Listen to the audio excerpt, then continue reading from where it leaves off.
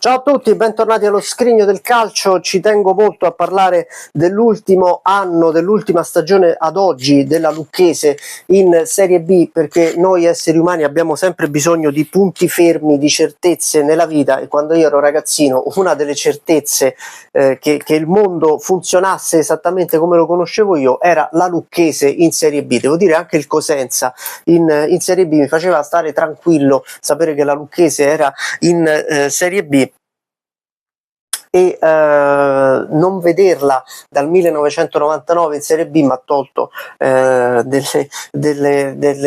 quasi della terra sotto i piedi. Ma a parte tutto, è una squadra che io ho sempre visto con simpatia, e speravo di rivedere presto in Serie B. E tra l'altro alla Lucchese sono legate una serie di fallimenti negli ultimi anni da record, da Guinness dei primati. A volte mi chiedo come sia possibile che le stesse società vengano quasi prese di mira da imprenditori o presunti tali, o da proprietà che poi se ne vanno lasciando debiti e le conseguenze di un fallimento. La Lucchese oggi si trova in eccellenza dopo aver l'anno scorso, nel 2025, raggiunto una salvezza incredibile in Serie C, resa vana dall'ennesimo fallimento. La Lucchese manca dalla Serie B, come vi dicevo, dal 1999, stagione 98-99, che è il nono campionato consecutivo dei rossoneri toscani in Serie B. L'allenatore è Tarcisio Burnic, campione del mondo,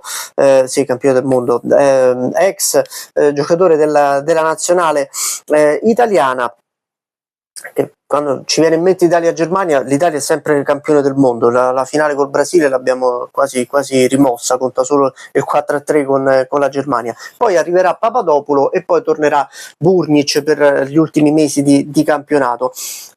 Nonostante la prima vittoria stagionale arrivi solo alla 12ª giornata, il 29 novembre, 2-1 contro la Cremonese, con doppietta di Roberto Paci, che è un po' l'idolo di Lucca, il simbolo della Lucchese. Il girone d'andata viene chiuso a +4 sulla zona retrocessione e con 4 vittorie totali nel girone d'andata. Insomma, sembra che i toscani possano raggiungere la salvezza, magari patendo un po'. Ci sono state delle salvezze sofferte per la Lucchese, mi ricordo quella del 94-95, arrivata all'ultima giornata con la vittoria contro il Piacenza, già promosso in Serie A.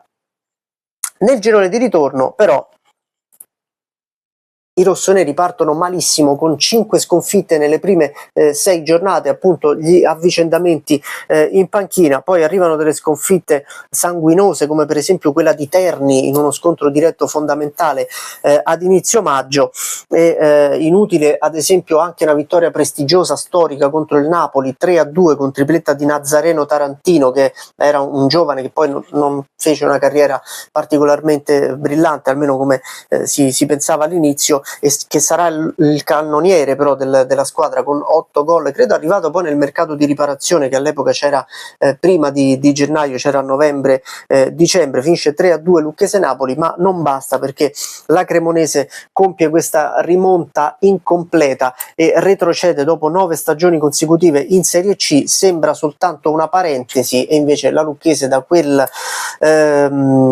1999 non si è più riaffacciata alla serie cadetta, e anzi, come vi ho detto, è fallita più volte e oggi si trova in eccellenza. L'ultima partita della Lucchese ad oggi in Serie B è del 13 giugno del 99, sconfitta 3-2 a Reggio Emilia con la Reggiana, altra squadra retrocessa in quella stagione, quindi fu una sorta di antipasto del successivo girone A della C1. E vi faccio vedere anche dall'album della Panini la pagina dell'ultima Lucchese in Serie B, targata Burnic, Papadopoulos, Paci, Tarantino, tutti i giocatori che vi ho nominato, e questa ad oggi è l'ultima Lucchese che abbia calcato i campi del torneo cadetto. Auguriamo alla Lucchese di tornare quantomeno almeno fra i professionisti, quantomeno almeno è una ripetizione assolutamente orribile, quindi di ritornare quantomeno tra i professionisti e chissà un giorno magari anche in Serie B. Iscrivetevi al canale e continuate a seguirmi. Ciao!